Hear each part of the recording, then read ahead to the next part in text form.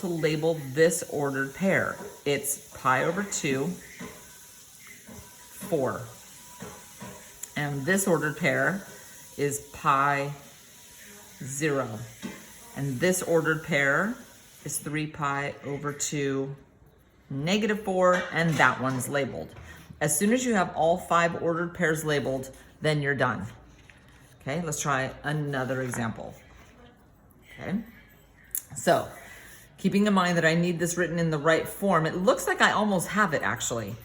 This is A, this number in front of the parentheses is B, this is C, and if I add a 0 at the end, I now have D. Okay, so, and I apologize for yelling. My family doesn't seem to realize I'm making a video, and they're deciding to watch videos and yell at the dogs. Love them, but all right, here we go. Now this is a cosine graph. So I'm gonna start up top. I have to go through these particular ordered pairs, all right? Every cosine reference box is gonna look similar. It'll either look like this or flipped over if A is negative. We'll get there. Okay, so like before, I'm gonna start right here because I know that this is CD. So in this case, pi over 2, 0. Pi over 2, 0. Okay, and I know that I'm going up a half and I'm going down 1/2. So I could label this one too. Pi over 2, 1/2.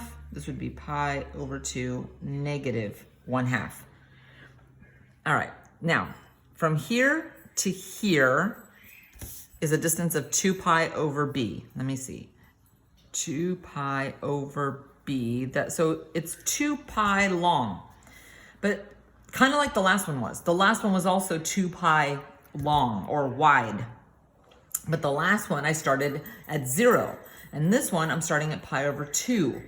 So if this is pi over 2 and I add another pi over 2, this is pi, and then this one is 3 pi over 2. This one is 2 pi, and this is another pi over 2 past that, which is 5 pi over 2. All right, so I just have to label all these ordered pairs. This one is already labeled. This one is pi 0. This one at the bottom is 3 pi over 2, negative 1/2. This one here in the middle, I'm so sorry, I just realized you can't see that bottom one, but there it is. This middle one is 2 pi 0, and the top one over here, 5 pi over 2, 1/2. Okay. All right, and I think this next one might be my last example, just because my video is getting a little lengthy and YouTube doesn't like it when I make them too long. So notice on this one, I have a 2 in front of the X, which is not the way that this is showing. So that means I have to factor out this 2 if I want to get this in the right form. So I'm going to do it above so I have room down here. So here we go. I'm going to rewrite this as negative 3 cosine. I'm taking out the 2. Now if I take out the 2, that means I have to take it out of this as well, right? Which makes this pi over 4. Okay, and again, if you don't believe me, if I distributed right here, this would be pi over 2. So here's A. Notice it's negative. This is B.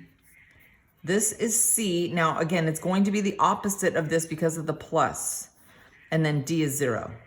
So when I start my reference box,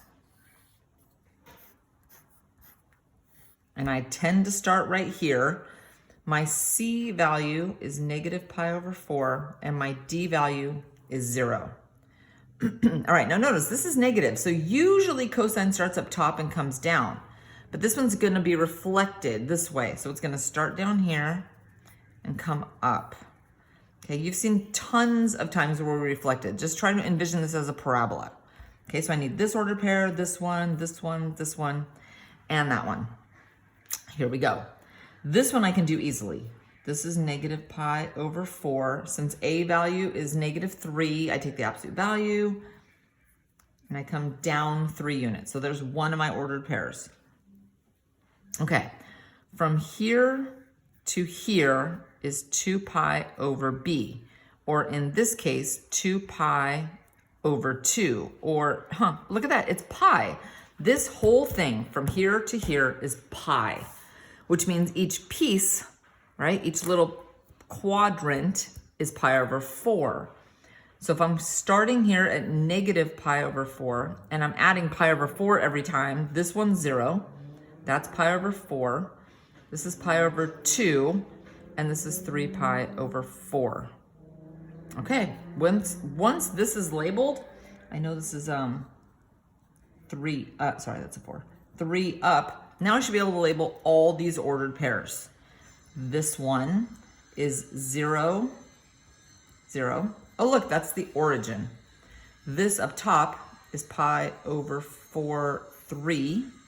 This one is pi over 2, 0. And the last one over here, 3 pi over 4, negative 3.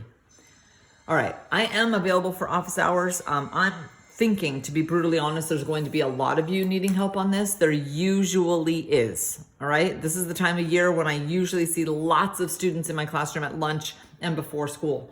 So I'm kind of expecting to see lots of you in my classroom or in my office hours in the next couple of days. All right, good luck.